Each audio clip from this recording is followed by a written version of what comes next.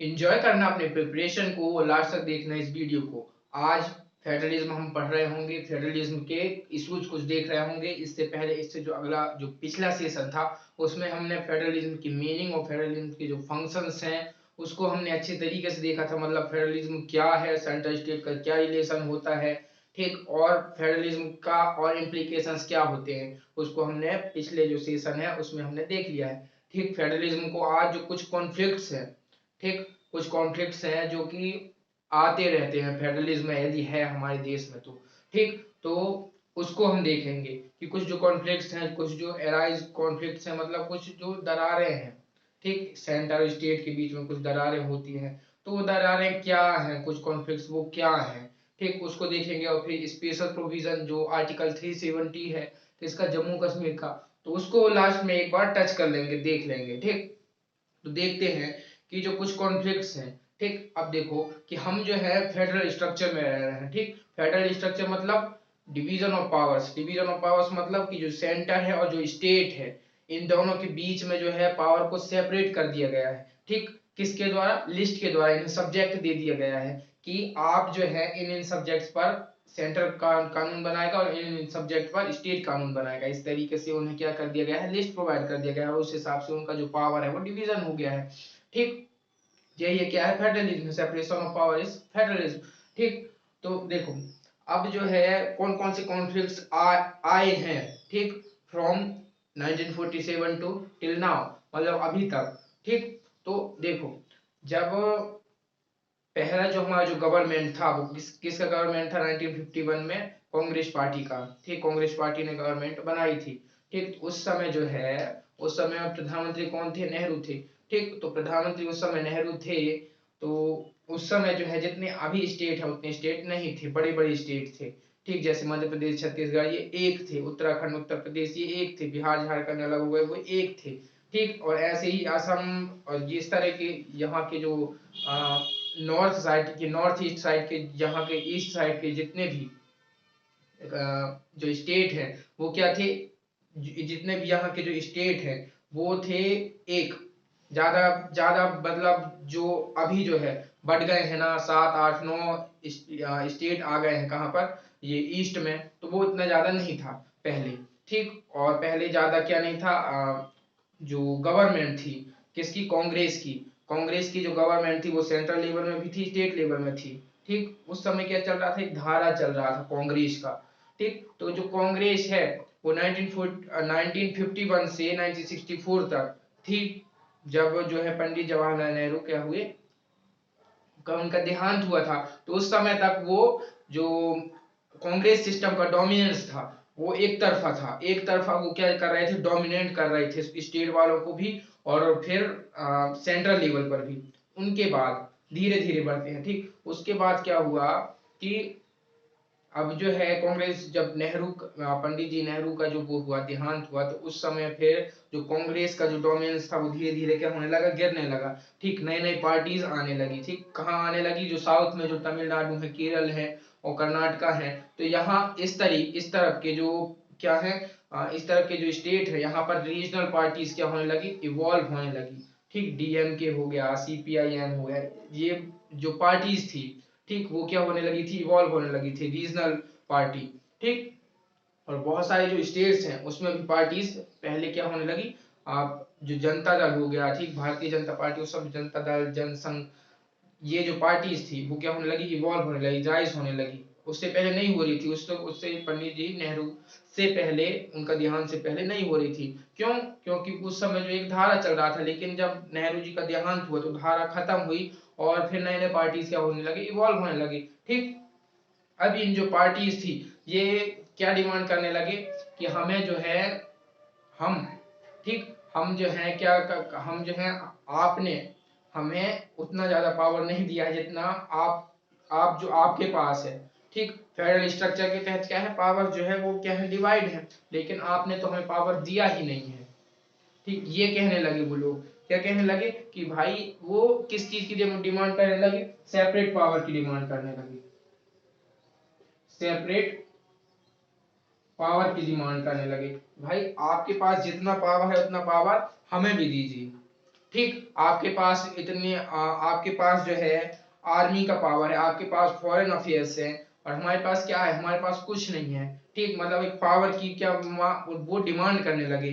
और आपके पास बैंक्स हैं, आपके पास फॉरेन ट्रेड है, आपके पास ट्रेड है, हमारे पास ग्रांट इन एड में चल रहे हैं, मतलब आप, हम कुछ भी कानून बनाना चाहते हैं, कुछ भी पॉलिसी लाना चाहते हैं तो उसके लिए पैसे आपसे लेने पड़ेंगे, हमारे पास पैसे नहीं है, हमारे पास जो सोर्स ऑफ इनकम है, सोर्स ऑफ अर्निंग है, वो हमारे पास नहीं है, तो वो हमें दीजिए। मतलब सेकेंड जो डिमांड वो क्या करने लगे, फाइनेंशियल फाइनेंशियल पावर की डिमांड करने लगे वो लोग।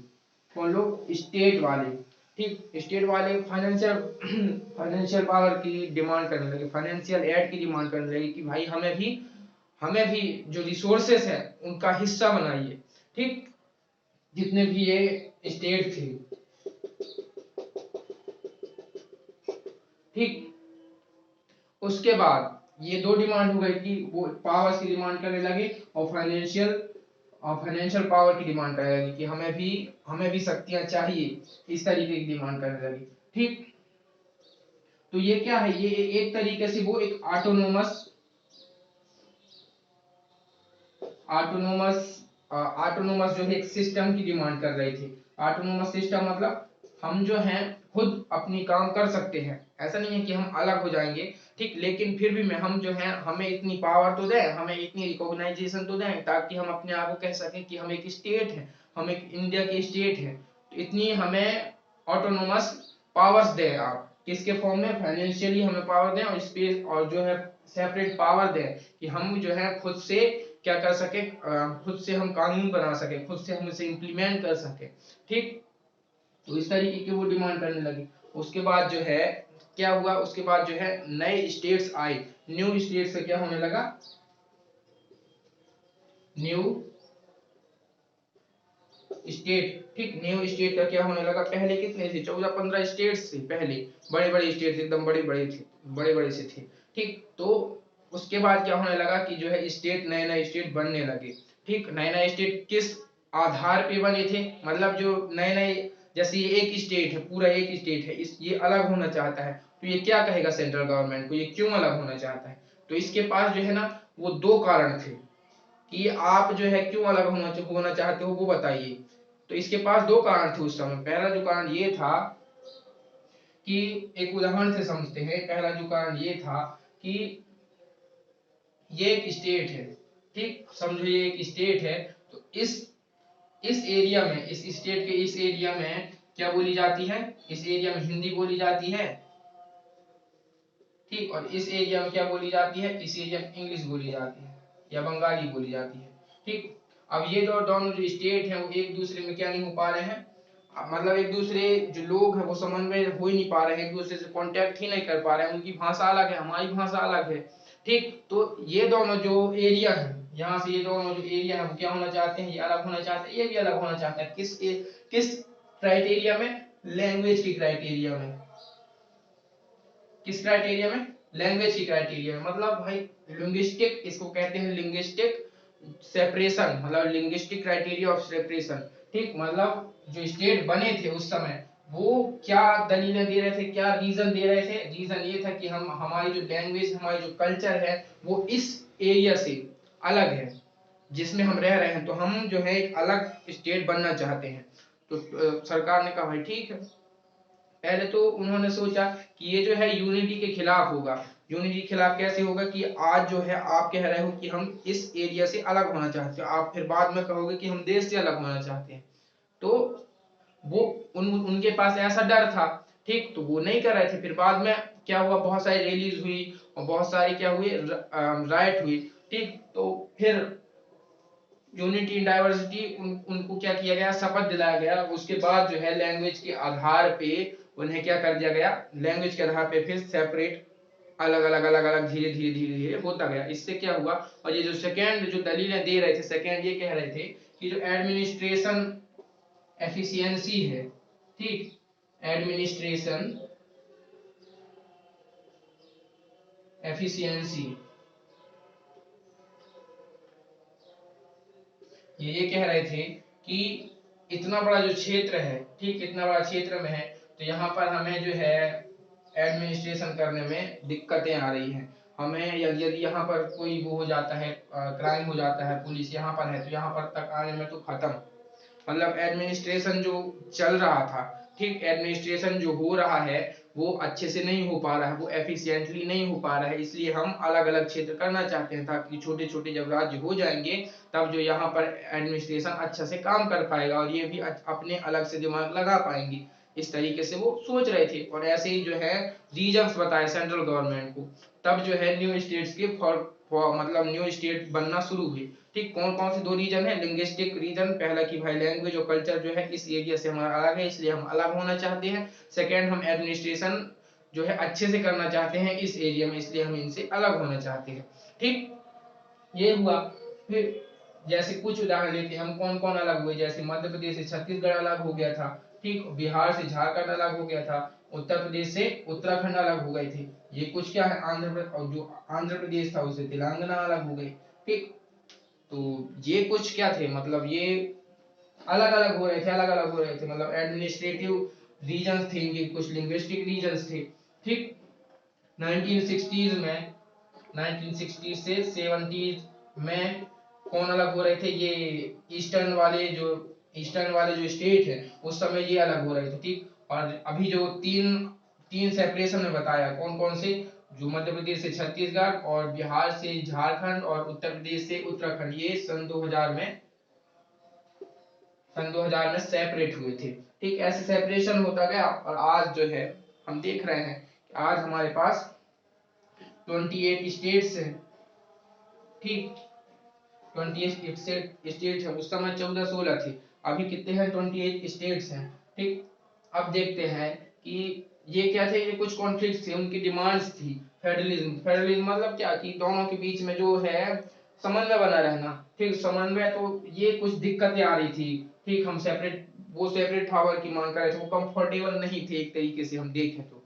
ठीक, तब अब हम देखते हैं ये हुआ कुछ कॉन्फ्लिक्ट्स।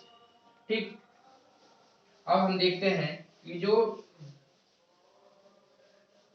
जम्मू कश्मीर है, ठीक, जम्मू कश्मीर में जो आर्टिकल 370 था वो क्या था और उसे क्यों रिमूव किया गया है अभी 2019 में, 2019 में क्यों उसे रिमूव कर दिया गया है। ठीक, ठीक, वो रिमूव कैसे किया गया है, और आर्टिकल जो 370 था, ठीक, JNK आर्टिकल 370, ठीक, ये जो है जम्मू कश्मीर जो है, ठीक, जम्मू कश्मीर को क्या था, ये स्पेशल प्रोविजन था। कैसा प्रोविजन था, स्पेशल प्रोविजन था, स्पेशल स्पेशल प्रोविजन था। ये कैसे अलग था और देशों से, कैसे अलग था, देखो पहले ये समझो कि और देशों से कैसे अलग था, मतलब ये आर्टिकल 370 है वो क्या कहता था, इसको कैसे अलग बनाता था। और जो देश थे, ठीक, लिस्ट हमने पढ़ा है, 3 लिस्ट होते हैं, कौन कौन से, सेंट्रल लिस्ट और स्टेट लिस्ट और फिर कॉन्करेंट लिस्ट। कॉन्करेंट लिस्ट मतलब स्टेट और सेंट्रल दोनों जो मिलके ये तीसरे जो लिस्ट होगा उस पे क्या बनाएंगे, उस पे कानून बनाएंगे। ठीक, तो ये होता था कि जो सेंट्रल गवर्नमेंट के जो लिस्ट है, मतलब सेंट्रल गवर्नमेंट के जो सब्जेक्ट हैं, जैसे कौन से सब्जेक्ट हैं, जैसे कोई भी एक सब्जेक्ट लेते हैं, जैसे फॉरेन अफेयर्स हैं। ठीक, तो फॉरेन अफेयर्स में यदि कोई कंपनी को यदि कोई कंपनी है तो यदि उस कंपनी को हमने क्या कर दिया, आदेश दे दिया, मतलब उसको जो है सहमति दे दी कि आप जो है कहां पर, मध्य प्रदेश में आप इंडस्ट्री लगा सकते हो। मध्य प्रदेश कुछ नहीं कहेगा, क्यों? क्योंकि सेंट्रल गवर्नमेंट का क्या है, आदेश है। तो वो भी क्या कर लेगा, सहमति कर लेगा। वो खुद सोच रहा है कि ठीक है यहाँ पर इंडस्ट्री आएगी, एम्प्लॉयमेंट बढ़ेगा, प्रोडक्शन होगा, ठीक, तो वो कुछ नहीं कहेगा। मतलब जो सेंट्रल गवर्नमेंट के जितने भी क्या है रूल्स एंड रेगुलेशंस है वो स्टेट पर भी लागू होते हैं, ठीक, ऑब्वियसली। लेकिन जो अदर है, जैसे सेंट्रल गवर्नमेंट और अदर, ठीक, ये हुआ, इन दोनों के बीच में ये हुआ, ठीक, और सेंट्रल गवर्नमेंट और जो जम्मू कश्मीर है उनके बीच ऐसा नहीं था। किसी यदि इंडस्ट्री को आना है तो जम्मू कश्मीर सरकार से पहले क्या लेनी पड़ेगी, परमिशन लेनी पड़ेगी, कंसेंट लेनी पड़ेगी। यदि वो मना कर दिया तो वहां पर नहीं आ सकते। गवर्नमेंट पॉलिसीज को यदि इम्प्लीमेंट करना है जम्मू कश्मीर, तो जम्मू कश्मीर की जो सरकार है उससे कंसेंट लेनी पड़ेगी। कंसेंट मतलब सहमति लेनी पड़ेगी। उनको पहले पूछना पड़ेगा कि आप ये लाना चाहते हो अपने राज्य में कि नहीं लाना चाहते। वो यदि कहते नहीं लाना चाहते तो नहीं ला सकते, ठीक, समझ रहे हो? मतलब बहुत सारी चीजें हैं, बहुत सारी जो चीजें हैं जो आप लाना चाह रहे हो, सेंट्रल गवर्नमेंट लाना चाह रही है, सेंट्रल गवर्नमेंट जो है इम्प्लीमेंट करना चाहती है। लेकिन जो जम्मू कश्मीर था उस समय आर्टिकल 370 ये अधिकार देता था कि आप जो है पहले क्या लीजिए, कॉन्सेंट लीजिए। कॉन्सेंट मतलब सहमति लीजिए, सहमति लीजिए पहले जम्मू कश्मीर गवर्नमेंट से, तब आप वहां पर इम्प्लीमेंट कर सकते हो। फाइनेंशियल इमरजेंसी, ठीक, यदि कोई राज्य जो है क्या हो रहा है, फाइनेंशियल क्राइसिस से गुजर रहा है, तो वहां पर फाइनेंशियल इमरजेंसी लग जाएगी। फाइनेंशियल इमरजेंसी जम्मू कश्मीर में नहीं लग सकती without permission of Jammu Kashmir के गवर्नमेंट से, ठीक। जम्मू कश्मीर गवर्नमेंट के बिना परमिशन के आप फाइनेंशियल इमरजेंसी नहीं लगा सकते, वहां पर प्रेसिडेंट का रूल नहीं चलता।